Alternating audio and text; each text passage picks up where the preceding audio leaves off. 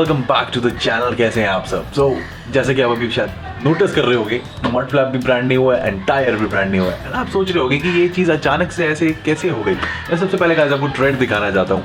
Check it out. अभी इसका sticker नहीं उतारा है, मीनवाइल अभी इस पर्टिकुलर वीडियो के एंड तक उतारते हैं। अभी बस मन नहीं कर रहा है इसके कवर उतारने का एंड ट्रेड कैसी है।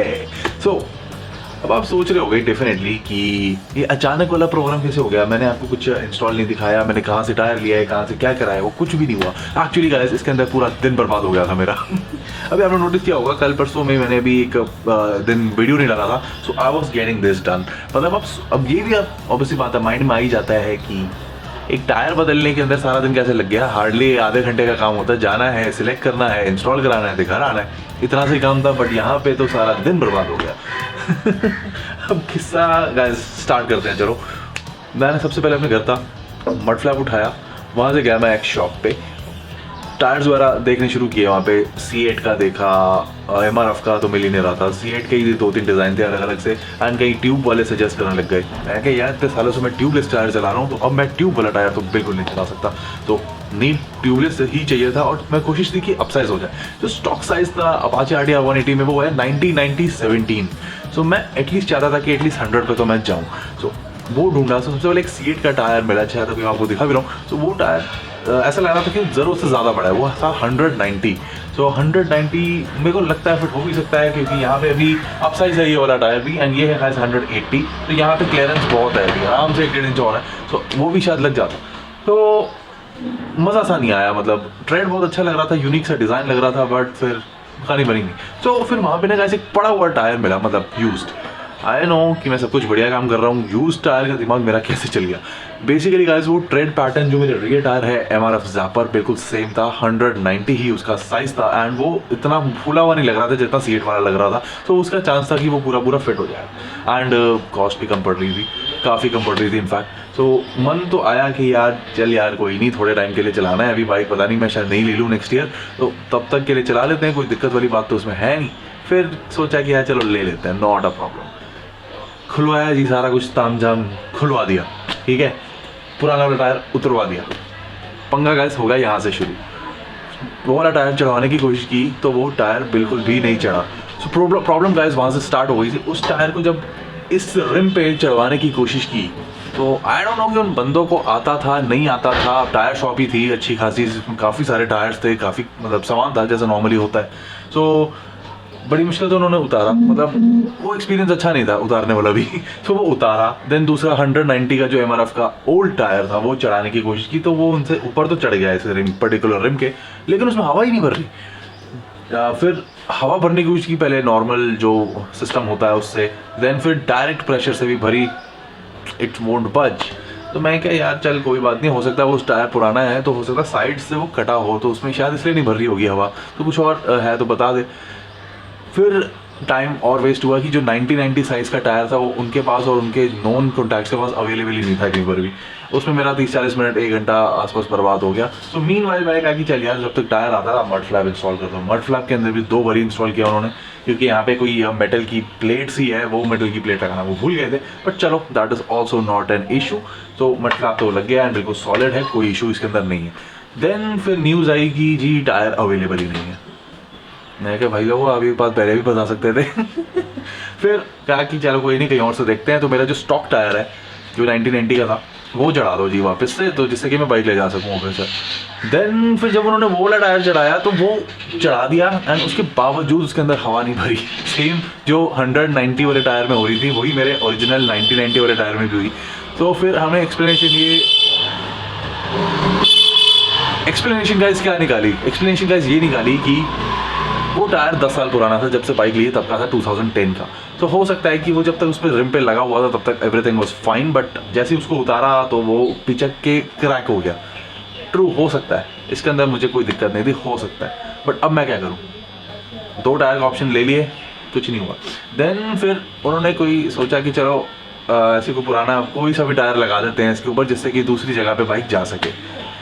तीसरी बारी गाइस एक और टायर उठाया, वो चढ़ाया, एग्जैक्टली द सेम इशू। मैं क्या यार ये हो क्या रहा है, या तो इन बंदों को बिल्कुल ही कुछ नहीं आता, या फिर मेरा अलॉय ख़राब हो चुका है, या नोजल ख़राब हो चुकी है, क्या हुआ तो हुआ क्या। तीसरी बार जो पुराना टायर था उसमें भी इशू आया। देन फिर उन्होंने कहा कि चलो टेम्पररी ही एक ब्रांड न्यू टायर उठा के डाल देते हैं C8 का इसके अंदर। तो उन्होंने वो टायर चढ़ाया। This was the 4th time they are doing this, 4th time. जब वो वाला टायर चढ़ाया, guess what, exactly the same issue, हवा ही नहीं भरी टायर के अंदर। क्या यार ये हो क्या रहा है, हवा क्यों नहीं भर रही? फिर कहने लगे जी नोजल ख़राब है, लेकिन जो वर्कर था वो उसने कहा कि जी नहीं नोजल ठीक है, क्योंकि टायर फिर हटा के देखा उस नोजल में डायरेक्टली हवा भरी, तो हवा पीछे से इजीली आ रही थी, कोई इशू नहीं था, ये एकदम ओके थी, नॉट कोई मतलब चिंटू सा भी इशू नहीं था इसके अंदर। तो मुझे इतना ज़्यादा मतलब फील हो रहा था कि बार बार ये टायर पे वो चला के, एक तो सारा स्टिकर डैमेज हो गया है, ये सारा आप देख रहे हो ना यहाँ पे, दूसरी साइड तो और ज़्यादा डैमेज है, शायद दिख रहा है अभी नहीं दिख रहा, बट चलो कोई बात नहीं, स्टिकर नया लगवाएंगे। सो यहाँ तक कहानी पहुँची।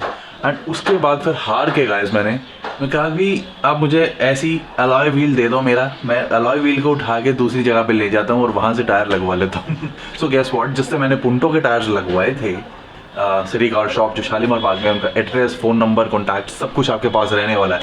सो मैं उनके पास गया एंड वहाँ पे मुझे चॉइस मिली MRF की स्टॉक के अंदर भी, एंड मिचेलिन के स्टॉक के अंदर भी 90 भी साइज़ था और 180 साइज़ भी था, जो कि अभी यहाँ पर है मेरे पास। सो फिर कॉस्ट मैं अभी आपको बताऊँ, तो ये टायर गाइस मुझे मिला है अप्रॉक्सीमेटली, सारा खर्चा अगर मिला के तो मुझे 1900 रुपीज़ का ये पड़ा है। 180/17 मिचेलिन का टायर है, एंड जो मुझे MRF का मिल रहा था सेम साइज़ में, वो मिल रहा था गाइस अराउंड 1600 का, तो 300 रुपये का फ़र्क था। लेकिन मिचेलिन के अंदर गाइस हमें वारंटी मिलती है 3 साल की, वो भी अनकंडीशनल, एंड कुछ भी होगा तो they will change it. And Michelin की आपको पता ही है कि, एंड हाँ टायर कौन सा ये तो मैं आपको बता दूँ गाइस, ये है मिचेलिन का पायलट स्ट्रीट 2, आपको क्लोजअप शॉट सारे मिलेंगे। पायलट स्ट्रीट 2 टायर है ये, एंड MRF का मेरे ख्याल से उस ज़ापर ही था शायद से।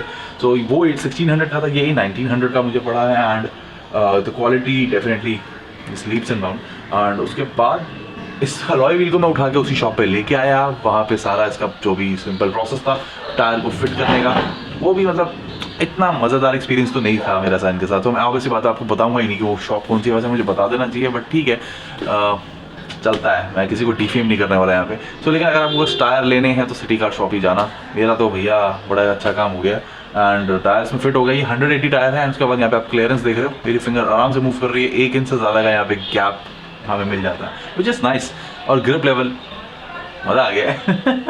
तो इसका रिव्यू गाइस अगर आपको चाहिए होगा इस पर्टिकुलर टायर का, तो please do let me know in the comment section, तो मैं आपको बता दूंगा इसका एक्सपीरियंस कैसा है। एटलीस्ट गाइस 1000 किलोमीटर कवर करूंगा मैं रिव्यू के लिए, 1000 किलोमीटर के बाद ही बताऊंगा।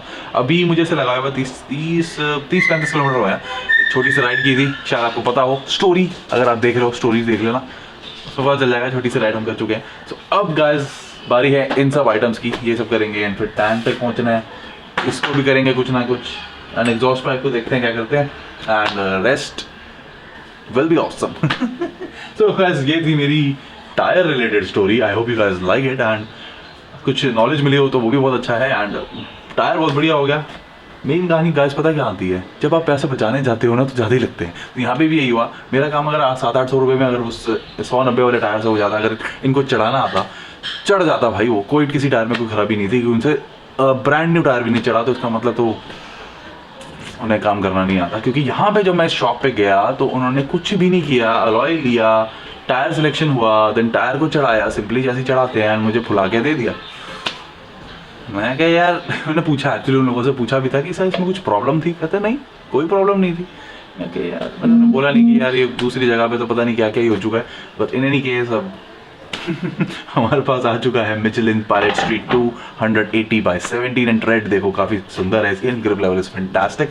अब पीछे का मूड आता रहा है कि 120-130 मिचेलिन का ही डाल दूँ तो मज़ा आ जाएगा, लेकिन अभी वो ब्रांड न्यू कंडीशन के अंदर है। MRF का ज़ापर 110, तो करेंगे। अगर बाइकिंग ज़्यादा बढ़ाई फ्यूचर के अंदर, कहीं लॉन्ग डिस्टेंस वगैरह गए तो definitely I will upgrade that thing first, and बाकी सस्पेंशन अभी तक तो ओके चल रहा है, बाकी ये नया लगने वाला है, एंड इसकी बफिंग शफिंग कराएंगे, बहुत बढ़िया हो जाएगा काम, नए स्टिकर्स लग जाएंगे। इंजन फेयरिंग आप देख ही रहे हो लग चुकी है, ज़्यादा काम बचा नहीं है, अब सर्विसिंग रह गई है, इसकी सर्विसिंग करनी है इस पर्टिकुलर इंजन की।